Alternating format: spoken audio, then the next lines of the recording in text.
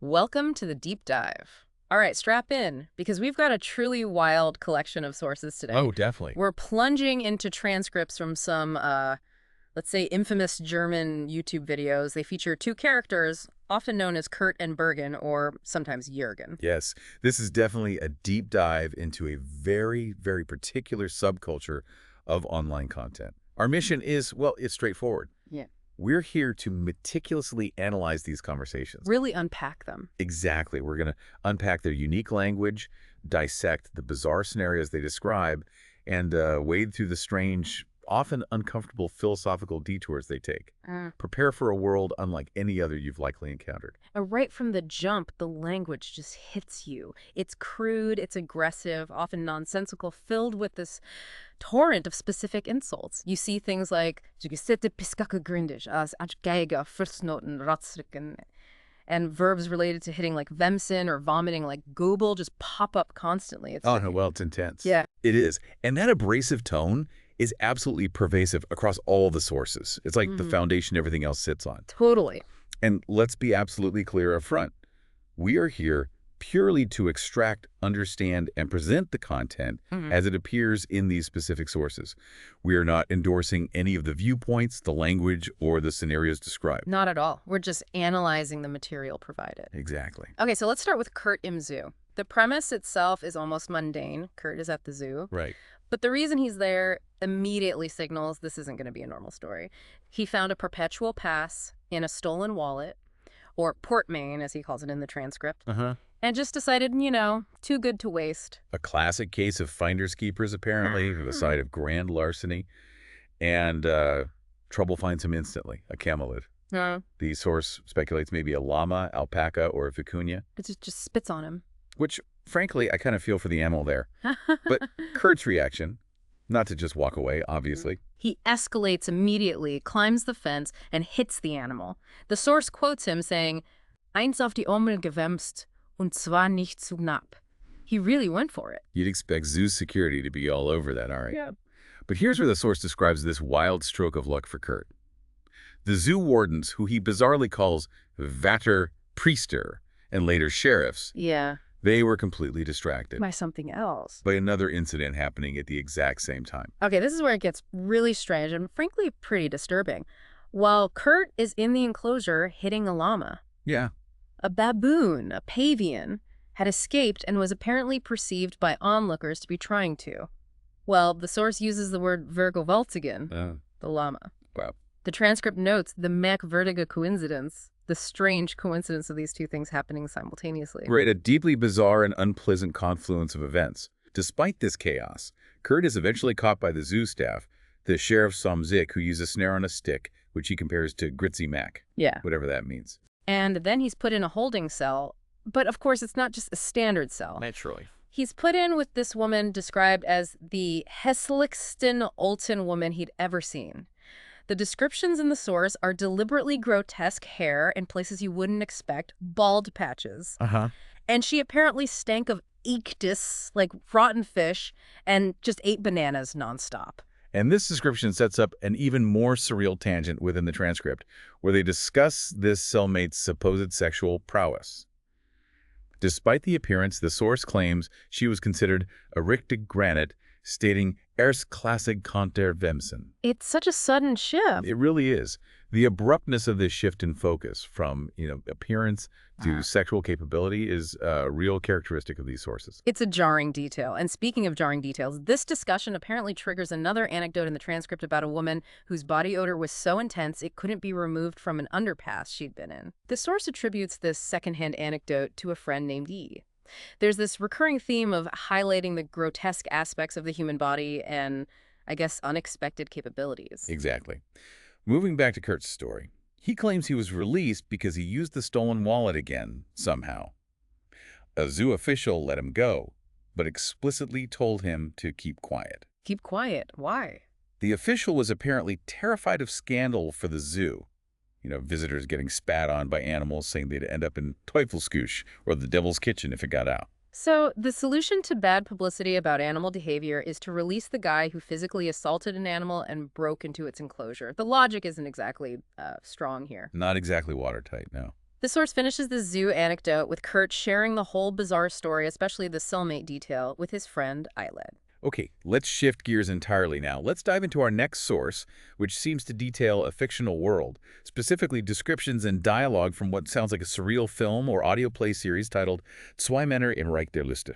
Right, so the context moves from a personal anecdote to discussing media, but the bizarre nature is absolutely constant. Oh yeah. This series centers around the characters, Kurt Kolb and Bergen, interacting with an Abdecker family.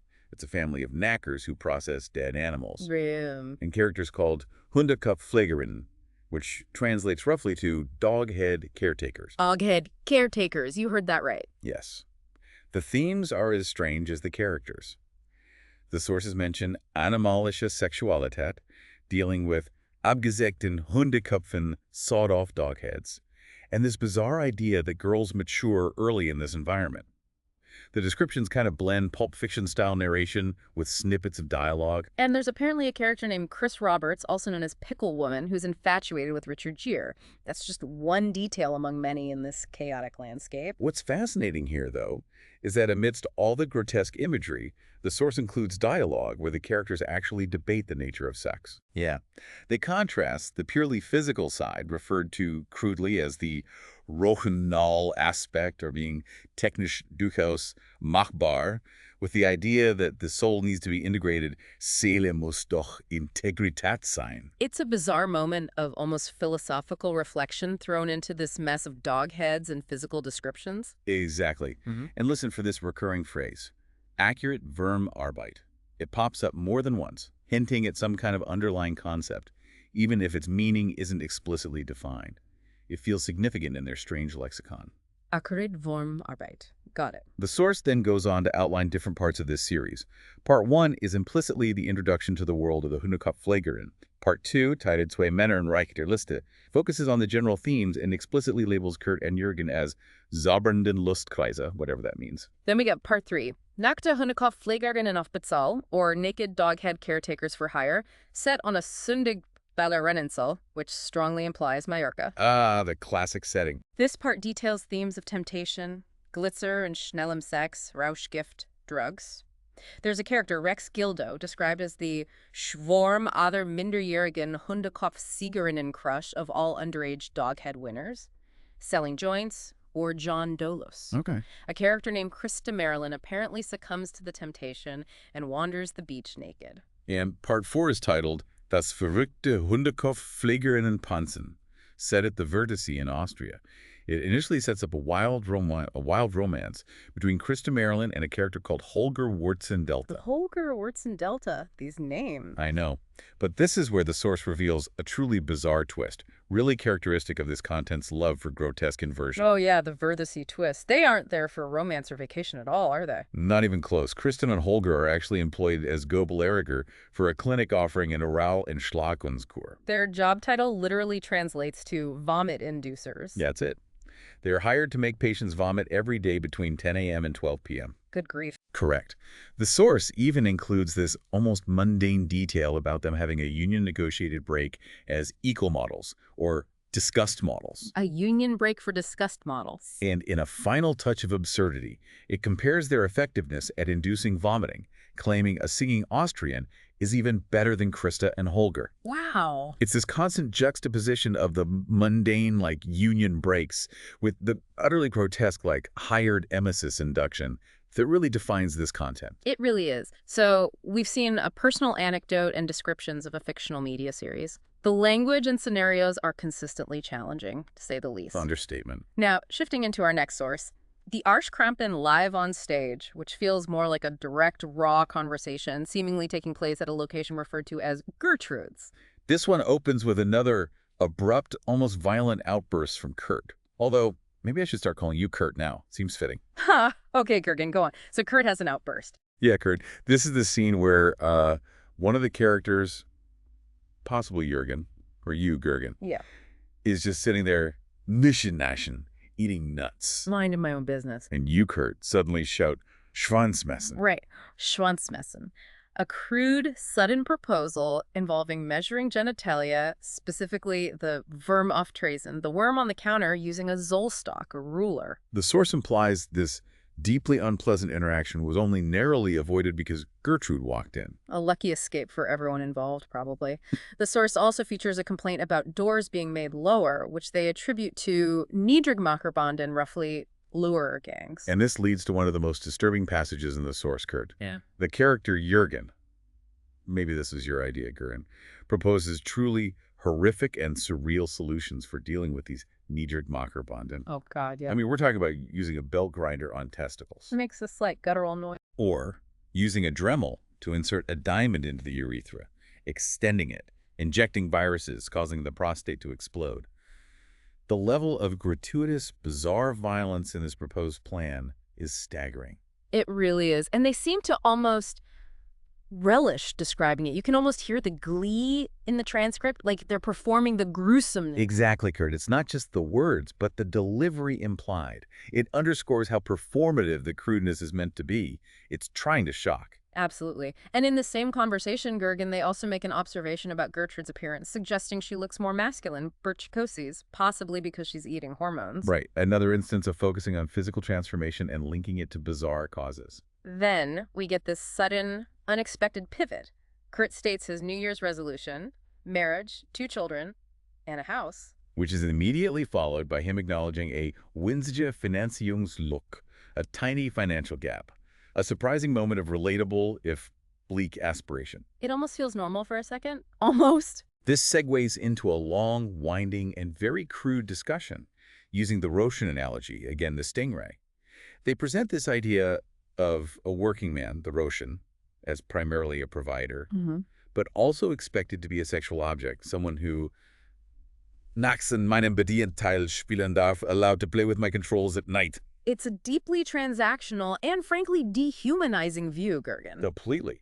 And the source compares this arrangement to marriage, arguing that the sexuelle Gegenleistung, the sexual counter-service, is expected to be much higher for women perceived as attractive, a scharfe Schnitt, than for a character described crudely as a verlepter Geschwürtträger, a worn-out ulcer carrier. So it's a zero-sum view of relationships based purely on perceived physical value. Grim stuff, Gergen. Very grim, Kurt. This discussion culminates in a clash of views on what the modern working person actually wants. Kurt presents this cynical, nihilistic view. They want someone crude, someone real, kind of Stromlinienstecher, not some streamlined type. Someone who offers ein wenig menschliche Wärme, jemand der auch mal stinkt. Oh, God, don't say the next bit. Perhaps even someone who auf dem Tisch kackt. Ugh.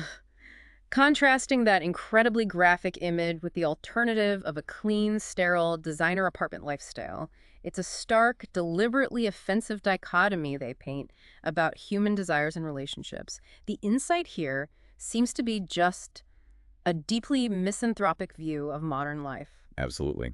Shifting focus again, we have the source titled Urteil über Frauen, a discussion explicitly about their views on women. It starts one character finding the other's view quirked, or kamashik, essentially, twisted or strangely focused. And Kurt unleashes a barrage of crude descriptions, things like Hundeflöhe aus der Rock, dog flees from her skirt, just nasty stuff. But he tries to present a core argument behind this crudeness.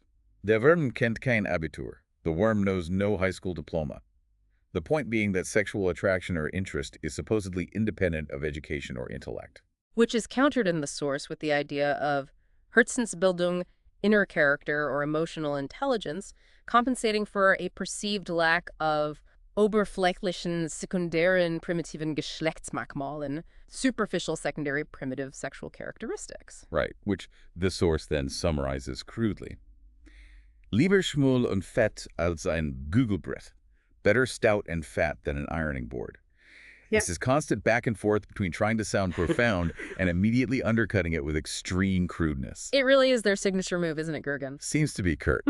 The source also throws in this line about E being a practiker in this context, which, given the previous anecdotes, feels deeply uncomfortable. Yeah. This section is significant because it brings in a voice questioning their right to pass Urteil über Frauen, judgment on women given their own self-described appearance as hässliche Scheißhäuser, ugly outhouses. And Kurt's justification for his judgments is rooted in his self-perception of undesirability.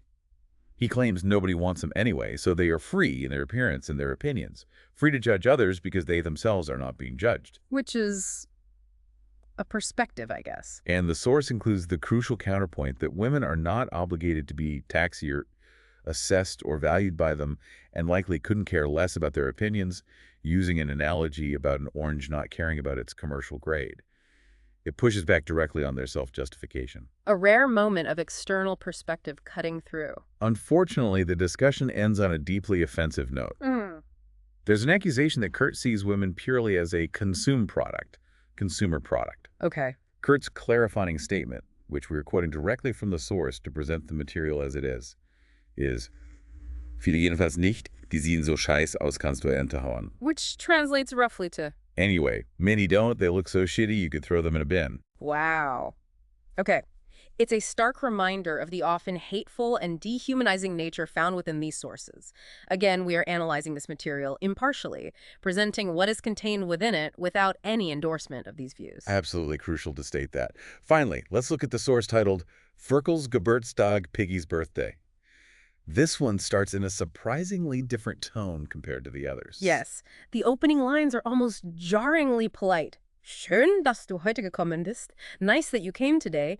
Nobles Geschwurbel, noble mumbling. It's this brief attempt at civility. But that tension is immediately obvious, isn't it? As it's quickly interrupted by the usual crude insults like blued Ferkel, stupid piggy, and sheesh shit. There's a clear push and pull throughout this transcript between trying to have a polite, maybe even slightly sentimental conversation, and their ingrained, aggressive, crude communication style that keeps surfacing. It's like they can't help but revert to type. Yeah, they really can't sustain it. The source mentions the character whose birthday it is turning 35. And perhaps the most genuinely poignant detail we found across all these sources comes at the very end of this transcript. What's that?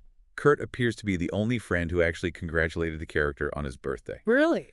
Despite Kurt also saying, he's nicht mein bester Freund, not my best friend. Huh. It's this tiny crack of something resembling human connection or loyalty in an otherwise relentlessly abrasive and nihilistic landscape.